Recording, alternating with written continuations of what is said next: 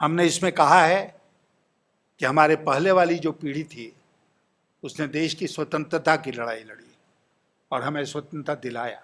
हमारी पीढ़ी, जिसका भी समय अब समाप्त हो रहा है, उस पीढ़ी ने उस प्रजातंत्र को मजबूत किया, आगे बढ़ाया। और अब in the evening of our lives, we are seeing that democracy slowly dying. We will not let this happen.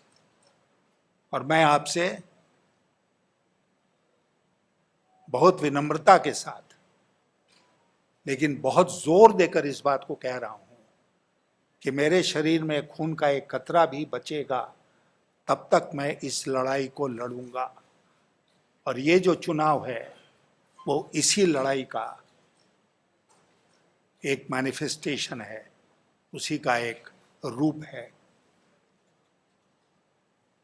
और इसीलिए सामने कौन खड़ा है, कितना वोट आपके पास है, कितना वोट उनके पास है, ये सब चर्चा मेरे लिए बेमानी है। It is a fight for protecting, preserving and safeguarding democracy in our country and the values of our democracy. और इसमें कुछ और काउंट नहीं करता है। As you are aware, our entire constitution is based on the principle of checks and balances. And the Rashtrapati is part of that whole scheme of checks and balances. Under the Constitution, he has been endowed with functions and powers to ensure that the executive of the day does not cross the constitutional limits which have been set for the executive. And if it does,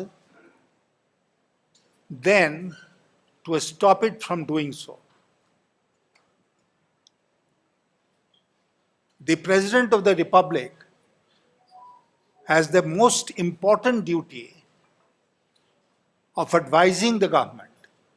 He depends on the advice of the Council of Ministers. But in turn, it is his right and responsibility to also advise the government on what it should do.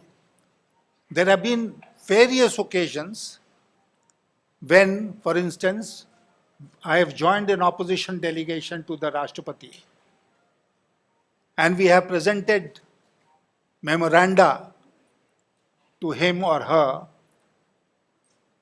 and asked the office of the Rashtrapati to intervene.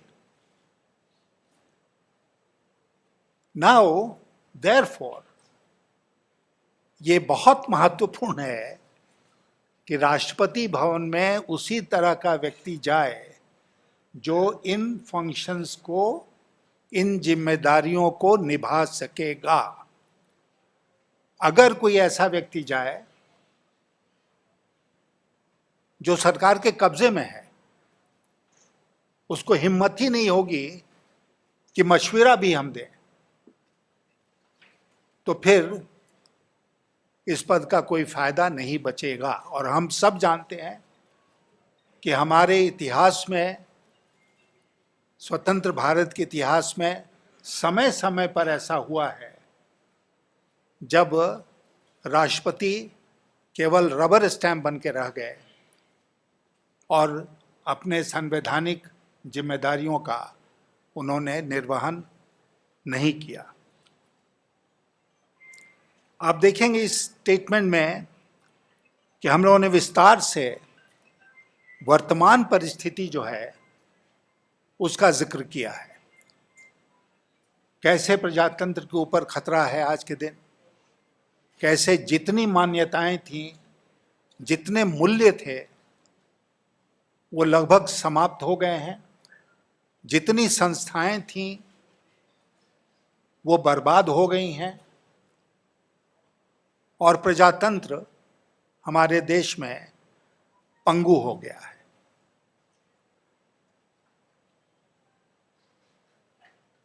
लेकिन उससे भी जो बुरी बात है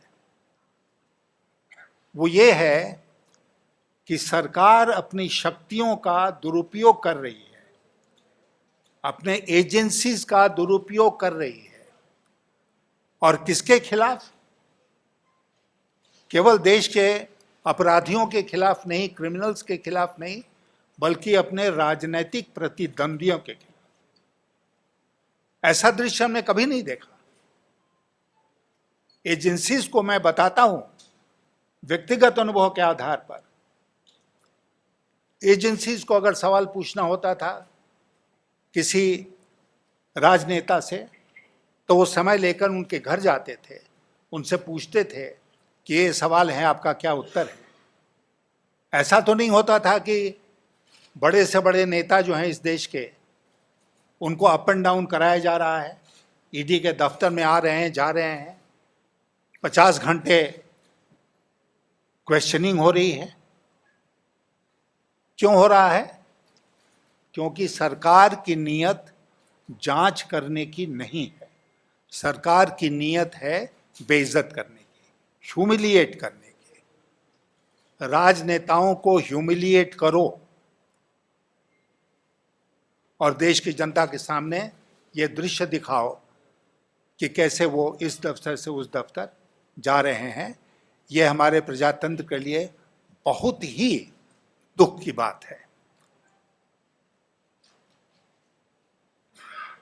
किसी भी व्यवस्था में जो नागरिक है उसके लिए रास्ता खुला होना चाहिए। There must be a recourse. If I have a grievance, I must have a recourse. I must be able to go to somebody. हमारी सुनवाई होनी चाहिए।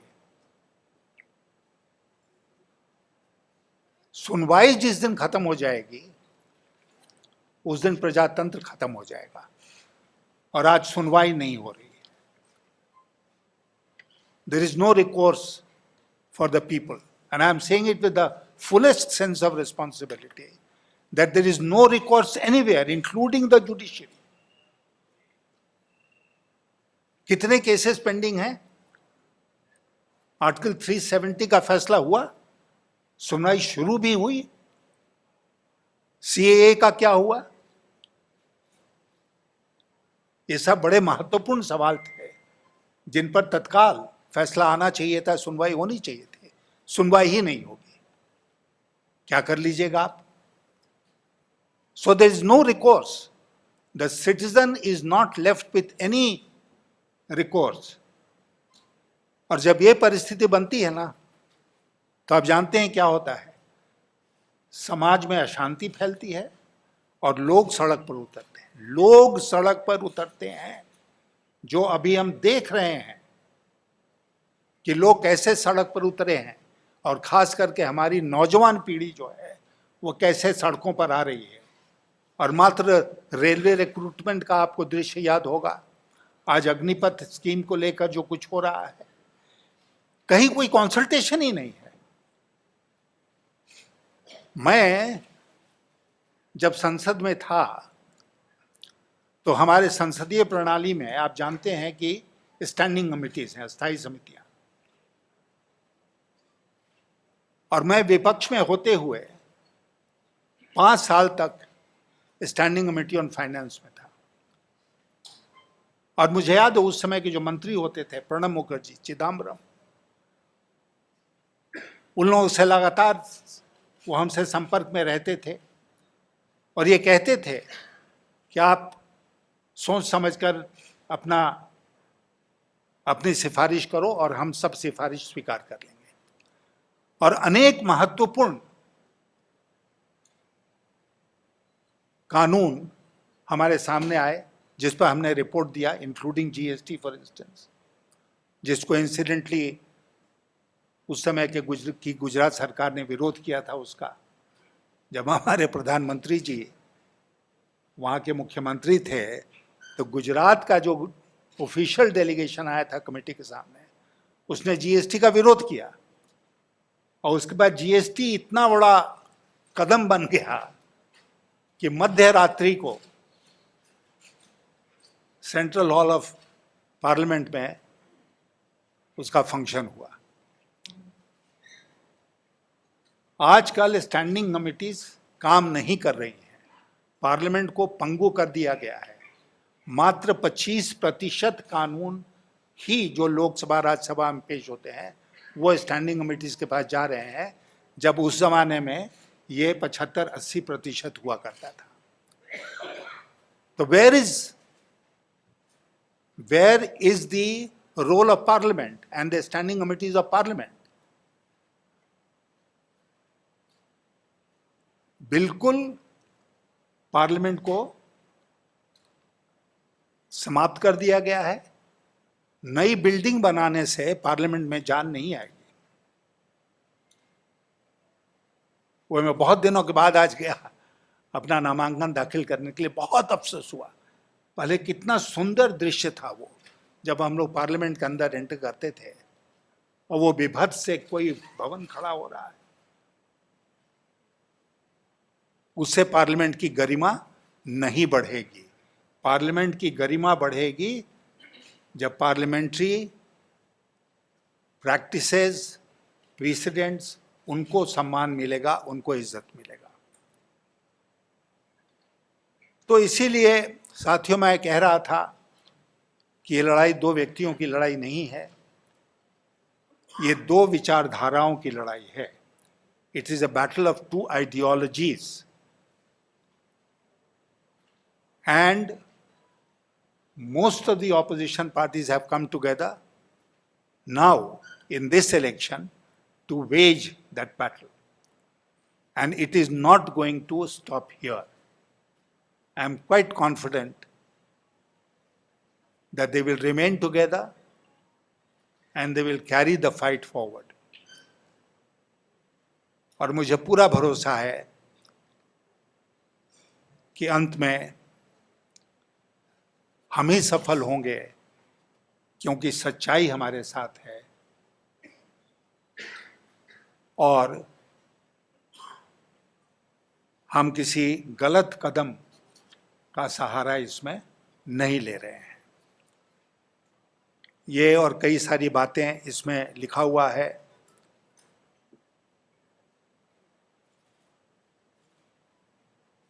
$5 ट्रिलियन इकोनॉमी, अभी जो हो रहा है उसी को बचाने के लाले पड़े हैं। मैं एक ही लाइन कहूंगा अर्थव्यवस्था के बारे में आपसे कि 2016 में नोटबंदी हुई। नोटबंदी की कहीं चर्चा होती है आज? 99 पॉइंट कितना % आते आते रिजर्व बैंक ने आंकड़ा देना भी बंद कर दिया कि कितना नोट्स सर्कुलेशन में जो थे वो वापस आ गए। हम नहीं जानते हैं कि अब 100% ही पर रुक गया कि 100% को भी क्रॉस करके आगे हो गया। ठीक है ना? तो सारा पैसा वापस आ गया जितना सर्कुलेशन में था, और शायद उससे ज़्यादा भी सारा बैंकिंग सिस्टम में आ गया। आज तक मुझे जानकारी नहीं है, और आप जो लिखते हैं और दिखाते हैं वो सब मैं पढ़ता और देखता हूं। मुझे जानकारी नहीं है कि कितना काला धन पकड़ा गया। 10 लाख, 10 करोड़, 200 करोड़, 1000 करोड़, कितना पकड़ा गया नहीं पता। लेकिन इतना पता है कि जितना काला धन था वो आ गया बैंकिंग सिस्टम में और सफेद हो गया। मैं जोर देकर इस बात को कहता हूं आपके सामने, demonetization is the biggest scam of this century, क्योंकि उसने सारे काले धन को सफेद कर दिया और हम सब उसके बारे में भूलने के लिए मजबूर कर दिए गए। और दूसरी बात, उसका क्या असर हुआ आप आंकड़े उठाकर देख लीजिए। 2016 के बाद से हमारी अर्थव्यवस्था में सालाना विकास दर में जो गिरावट शुरू हुई, उसका नतीजा ये हुआ कि अगर नोटबंदी के साल में हमारा growth rate, annual growth rate 8% से ऊपर था, तो कोविड के बाद नहीं, कोविड के पहले जो साल था उसमें ये गिरकर 4% हो गया, 4%। और फिर कोविड आया तो कोविड से तो माइनस में चले गए। अब स्ट्रगल कर रहे हैं उससे निकलने का। तो ये सब कुछ जो हमारी अर्थव्यवस्था में कमी है, उसी का नतीजा है कि हम समाज में अशांति देख रहे हैं और यूथ को सड़कों पर देख रहे हैं। हमारे प्रधानमंत्री जी विदेश गए हुए हैं। विदेशों में विदेशियों के साथ मिलकर उनकी कितनी बातचीत हुई, ये हम लोगों को कम पता चलता है।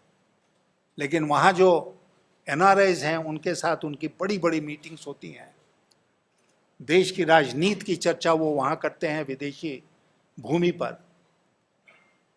और एक जो मान्यता थी हमारे देश की, हम विदेशों में जाकर चाहे कोई भी फोरम हो, देश की राजनीति की बात नहीं करेंगे, पार्टी पॉलिटिक्स की बात नहीं करेंगे, वो सब ध्वस्त हो गया। जैसे प्रजातंत्र के सारे मानक ध्वस्त हो गए, वैसे विदेश नीति का ये जो बहुत महत्वपूर्ण एक मानक, वो भी ध्वस्त हो गया। तो इसीलिए हम लोगों को लड़ना है। हमने इसमें कहा है कि हमारे पहले वाली जो पीढ़ी थी, उसने देश की स्वतंत्रता की लड़ाई लड़ी और हमें स्वतंत्रता दिलाया। हमारी पीढ़ी, जिसका भी समय अब समाप्त हो रहा है, उस पीढ़ी ने उस प्रजातंत्र को मजबूत किया, आगे बढ़ाया। और अब in the evening of our lifes we are seeing that democracy slowly dying.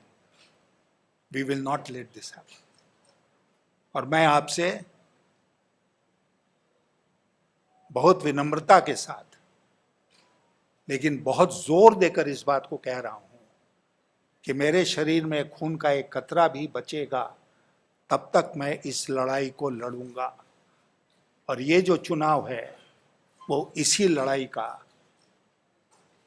एक मैनिफेस्टेशन है, उसी का एक रूप है।